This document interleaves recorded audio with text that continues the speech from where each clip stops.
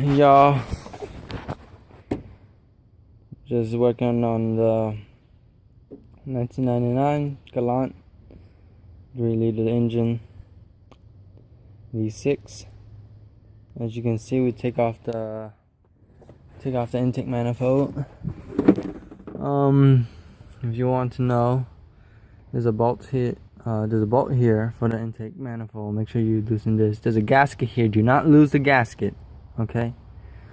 And at the back, I'm not sure if you can see it, but just like this little metal piece right here, there's a few of them back here, and you'll see it. You just stick your hand behind it. So we're just moving it to the side. So I detached this one and detach some of the wires. The tip is that once you take a piece off, like there's a mount, like this little sensor electro mount. I don't know, if you, like this one. You could put the screw back in so you don't lose it at the original position. So that means this one we'll have to look for, wherever we put it, since we did not place it back on here. Not everything can be placed back on there, but since this one could, we should have. As you can see, we took the radiator off, I think. Yeah. So we took the radiator off when you're trying to have, as much space as we can. Took the battery out right here. Took the, intake vacuum. Let's see here. We're about to do the mounts. The real hard parts is these exhaust manifolds on both sides. That's gonna be tricky. We're gonna have to take this off too. This is all to take off. Well, not now, but afterwards, because wasn't able to get that part. So here we go. I see the little sensor back there. We'll have to worry about it later. Yeah, just a little quick update.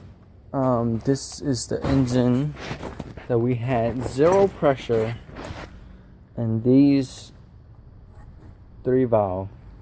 And just by assumption, we probably lost pressure in these valves. If you spin it, here's the tip: when you try to crank the engine by hand, and there'll always be some kind of resistance, but the main difference about it is when you crank it, if it has pressure, like air compression, like it's supposed to, your hand will go like this.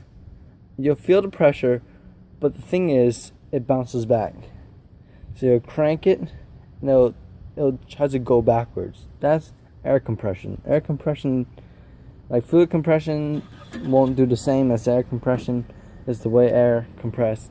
But basically, when you get an engine and you want to be able to feel a little jumping back, not a little bit, but like a good amount.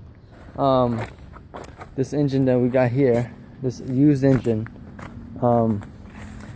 if we spin it, it'll resist my arm so much that my arm will get tired.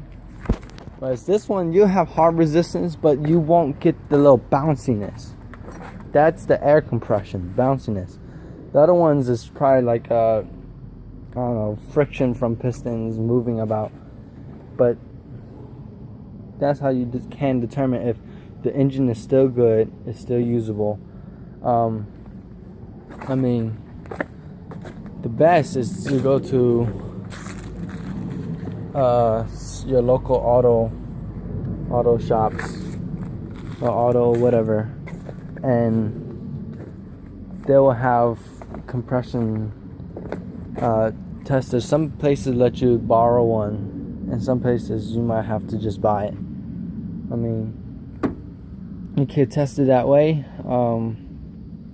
Yeah, I have more clips in a second. Alright.